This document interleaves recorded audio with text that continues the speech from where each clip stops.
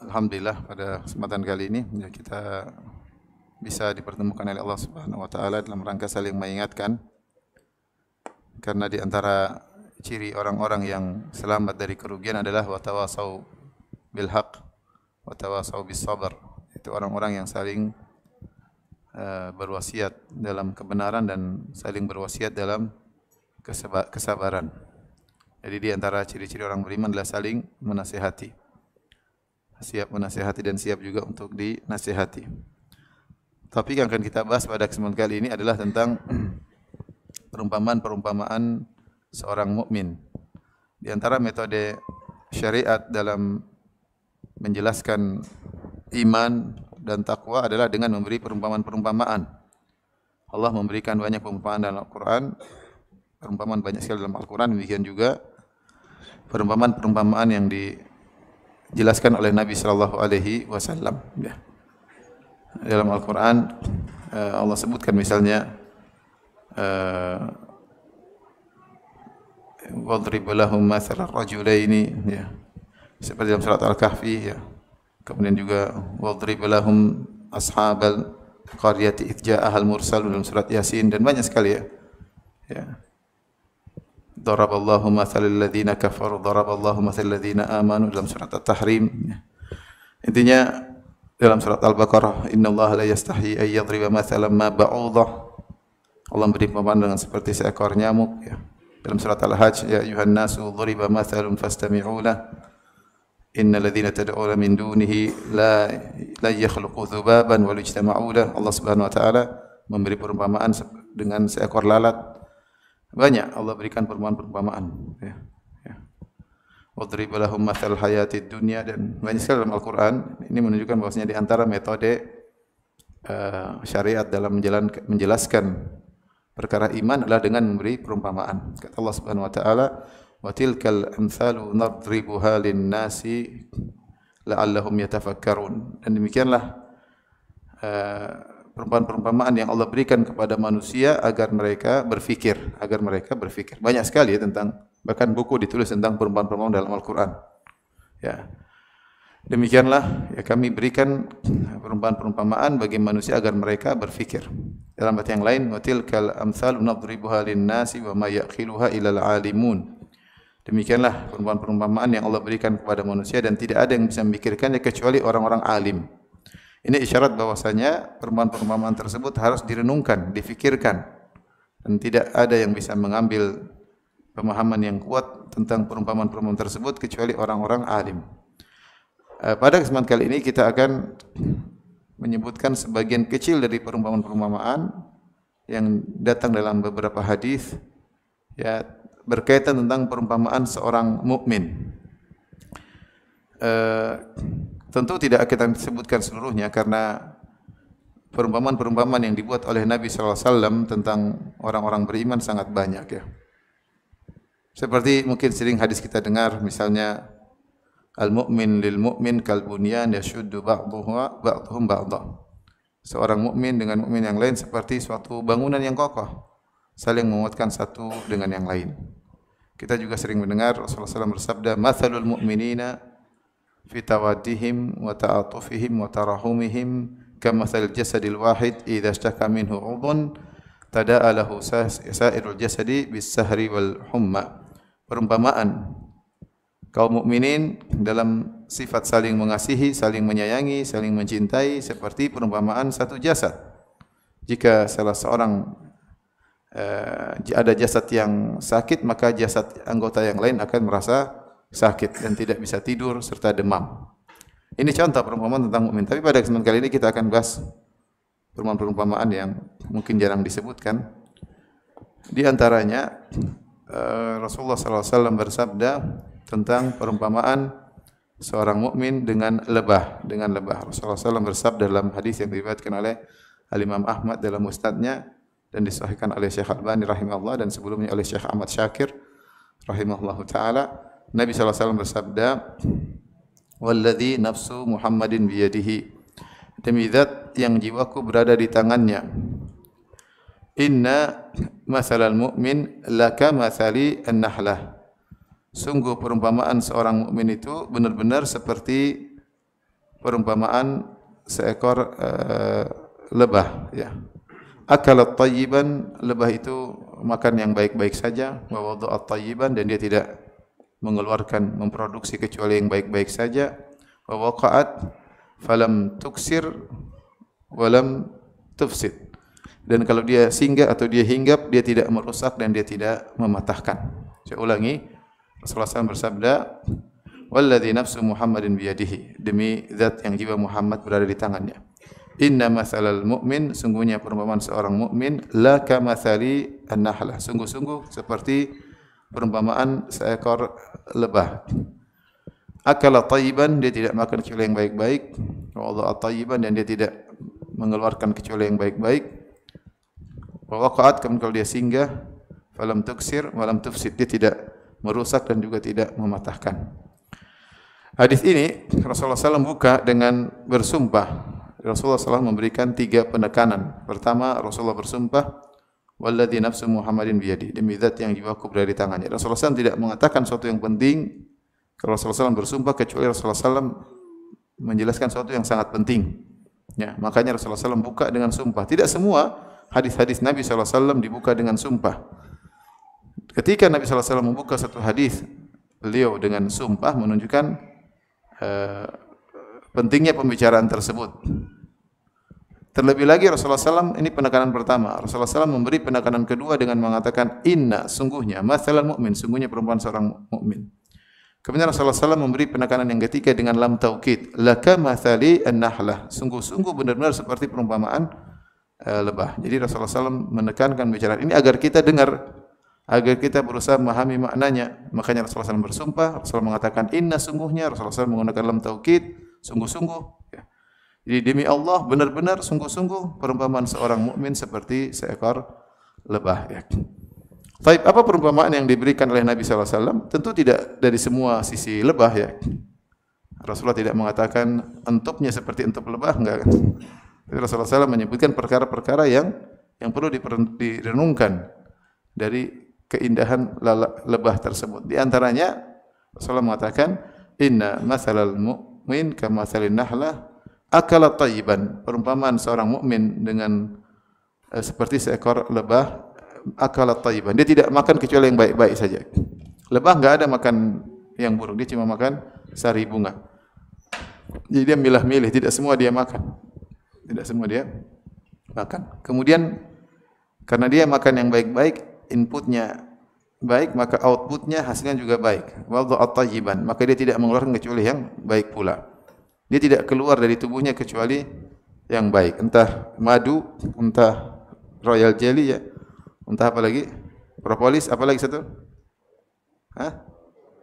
Polen, bipolin. Ada lagi yang lain? Ini 4 yang keluar dari lebah. Ya. Ada madunya, ada royal jelly-nya, ada propolis, ada bipolin. Ini semuanya bermanfaat. Makanya Allah Subhanahu wa taala sampai menyebut dalam Al-Qur'an, yakhruju min butuniha syarabun mukhtalifun alwanuhu fihi shifaa'un linnas. Keluar dari perut lebah, ya, sampai ada surat namanya surat An-Nahlah, dalam surat An-Nahlah surat lebah. Yakhruju min butuniha syarabun mukhtalifun alwanuhu, keluar dari perut lebah tersebut minuman yang bervariasi warnanya, fihi shifaa'un linnas, ada kesembuhan bagi manusia. Subhanallah, yang keluar baik. Kenapa? Karena yang dimakan yang baik-baik saja. Kemudian waqa'at falam tuksir walam tufsid. Lebah itu kalau singgah, dia lagi singgah di sebuah tangkai atau dahan, bahkan dahan yang mungkin sudah tua, yang sudah mau rusak, mau patah, tapi kalau dia singgah pelan, sehingga tidak mematahkan. Meskipun dia singgah sebentar, dia tidak mematahkan dahan tersebut atau tangkai tersebut sama sekali. Dia beraktivitas sambil mengisap sari bunga, kemudian dia mungkin sebentar berhenti di tangkai tersebut, namun tidak merusak, tidak mematahkan, apalagi merusak. Inilah ciri-ciri lebah. Perumpamaan seorang mukmin seperti lebah, ya, yaitu seorang mukmin secara zahirnya, kita mengambil perumpamaan secara zahir, dan kita mengambil perumpamaan secara maknawi, baik secara hissi maupun maknawi, secara konkret maupun secara abstrak.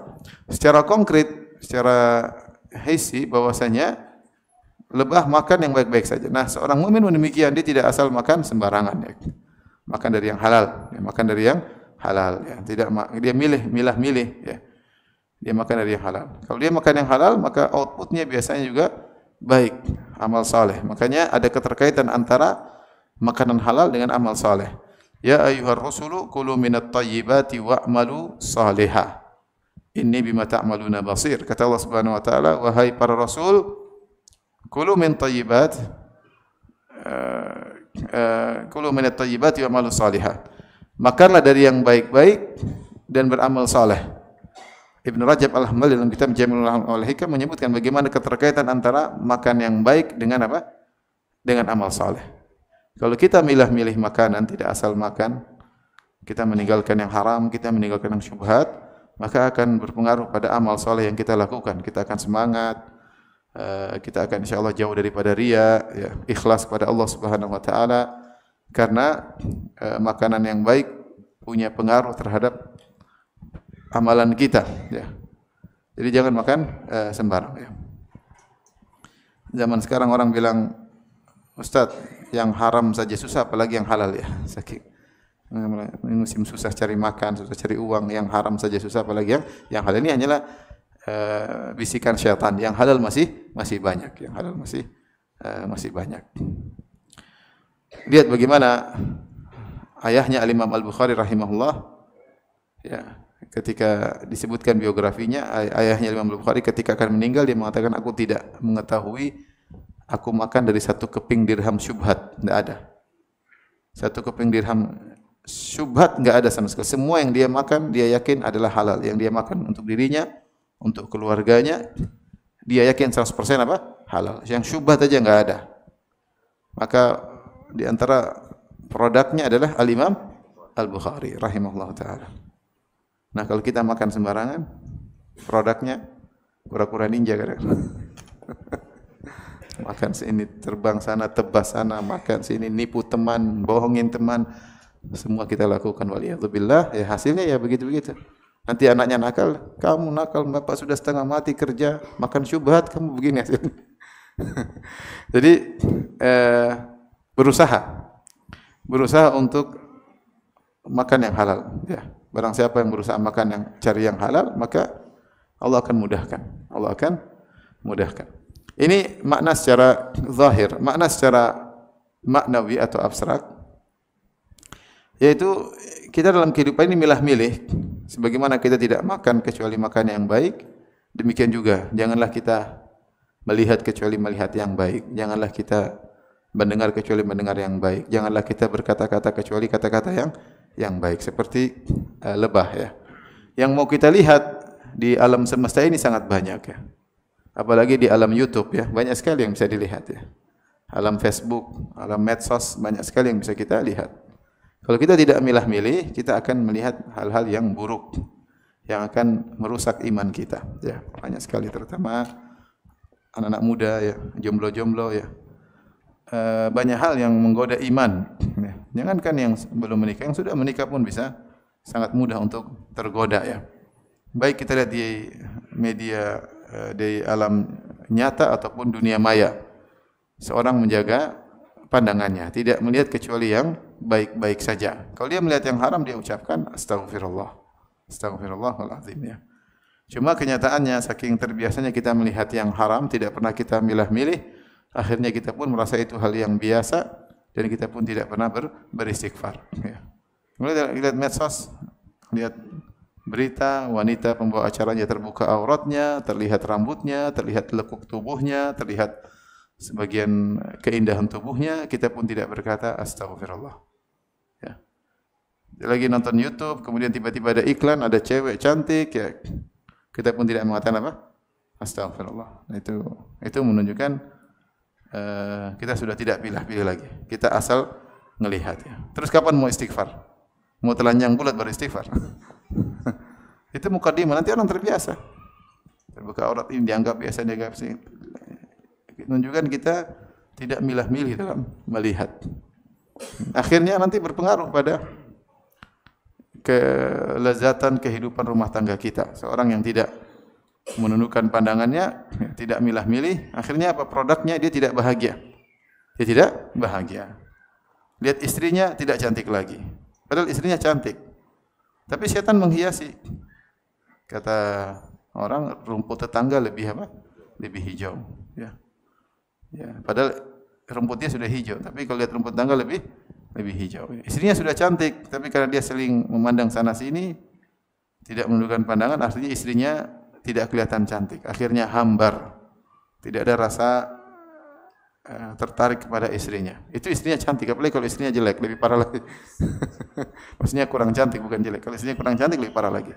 Maka seorang memilah-milih dalam pandangannya agar dia mendapatkan produk kebahagiaan. Kalau tidak, dia tidak bahagia. Sulit bahagia. Sementara dia mengumbar pandangannya. Melihat sana, melihat sini, tanpa milah-milih. Produknya adalah kesengsaraan. Ya. Semakin dia tidak milah-milih, semakin dicabut rasa kebahagiaan dari hatinya. Ya. Demikian juga mendengar, banyak yang bisa kita dengar sama zaman sekarang ini. Berita ini, berita anu, berita politik, berita ghibah, berita namimah, berita macam-macam ya. Bagi tidak milah-milih juga demikian. Ya, produknya adalah kesengsaraan, produknya hatinya kotor ya. Mengetahui keburukan-keburukan orang, waktunya terbuang-buang. Demikian juga dalam berbicara, dalam berkata-kata, kata Allah wa qulu linnasi husna, ucapkanlah kepada manusia kata-kata yang baik ya. Maka dalam berbicara, dalam komentar kita jadi seperti lebah. Seperti apa? Lebah. Sebelum berbicara mikir, ini pantas enggak untuk saya ucapkan? Ini pantaskah untuk saya tulis? Ya.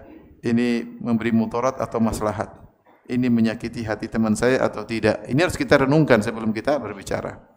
Jangan asal ceplas-ceplos semua yang ada di hati kita keluarkan, enggak. Itu bukan sifat lebah. Dia milah-milih.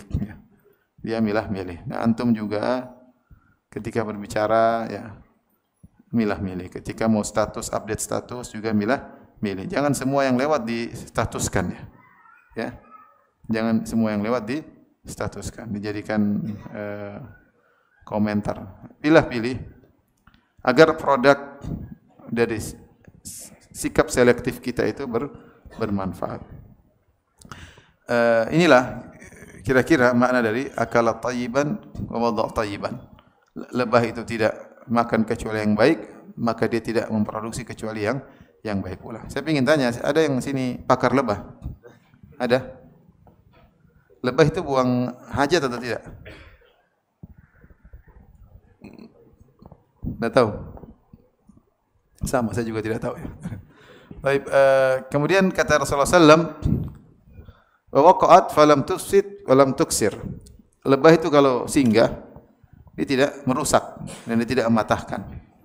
Demikian juga seorang mukmin dalam menjalankan aktivitasnya, jangan sampai dia merusak apalagi mematahkan. Dia menjalankan segala aktivitas dengan tenang. Kehidupan kita ini ada, kita perlu usaha, perlu bekerja. Lebah bekerja. Dia terbang ke sana kemari, dia ambil sari bunga, namun dia tidak mematahkan apa? Tidak mematahkan dahan tersebut. Kalau dia singgah tidak mematahkan. Nah, dimanapun kita singgah, dimanapun kita mampir, jangan bikin masalah ya. Jangan bikin masalah ya. Seorang bersikap dengan tenang, jangan merepotkan orang, jangan mematahkan hati orang ya. Lihat seperti hadis Nabi sallallahu alaihi wasallam, "Hala ukhbirukum biman tahrumu alaihi nar au yahrumu ala nar." Maukah aku kabarkan kepada kalian tentang orang yang neraka haram untuk menyentuhnya dan dia juga haram untuk masuk neraka. Kullu layyinin hayyinin qaribin sahal atau kama qala Nabi sallallahu alaihi wasallam. Orang tersebut adalah setiap orang yang lembut, hayyin yaitu gampang ya. Kemudian qarib dekat, sahal mudah. Itu orang, maksudnya orang ini dekat dengan orang lain mudah. Kata kullu hayyinin layyin qaribin sahal. Ini semua kalau bahasa Arabnya hayyin ya mudah, gampang, layyin lembut, qarib dekat, sahal gampang, mudah. Jadi orang ini tidak merusak di mana-mana, gampangan, tidak mematahkan, tidak merusak ya. Kita ini dalam kehidupan kita banyak beraktivitas. Kita beraktivitas dalam rumah tangga kita, dengan istri kita, dengan anak kita. Jangan rusak mereka, jangan patahkan mereka. Berucap yang baik, mensikapi yang baik, jawab WA yang baik ya. Jangan asal menyerang ya. Tenang aja, santai ya. Hidup seperti itu. Mereka ingin kita dekat dengan mereka. Anak-anak merasa tenang kalau kita ada di mereka, ya, tidak menyakiti hati mereka, tidak menghantam mereka, tidak menghancurkan mereka. Dimanapun kita, di kantor juga demikian. Bukan menyulitkan. Jangan jadi bapak-bapak yang menyulitkan, jadi suami-suami yang menyulitkan, jadi tamu-tamu yang menyulitkan, jadi teman-teman yang memberatkan. Jadi teman memberatkan, sehingga temannya tidak betah berteman dengan dia. Kamu kan teman, mana teman sejati kalau ditekan terus, merepotkan. Kamu kan teman, udah kita nggak usah berteman aja, teman banyak nuntutnya. Jadi merepotkan orang. Jadi tamu juga begitu, merepotkan tuan rumah. Datang, mana makan malamnya? Sudah jam berapa ini? Mana belum tiba? Cuma ini saja, undang saya jauh-jauh cuma makan ini. Jadi merepotkan.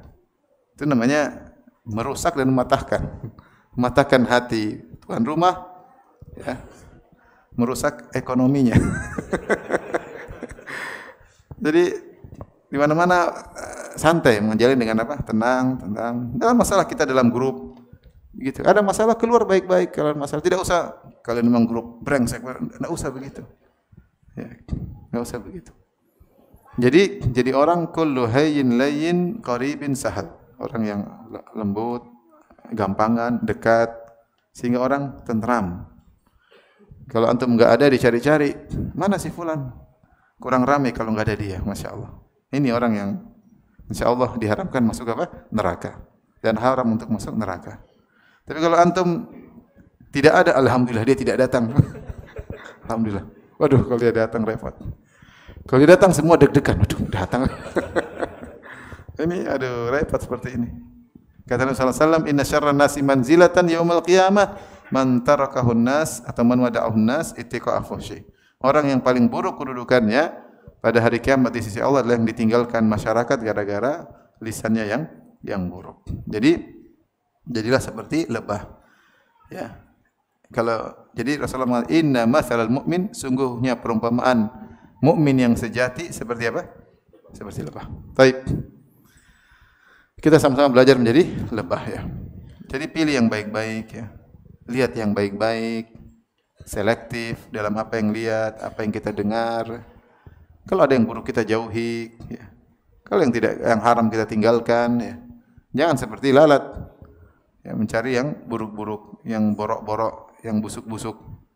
Kata seorang penyair, "Inna syarrul wara bi uyubin nasi mustaghilu mislu dzubabin yura'i mautinal ilali."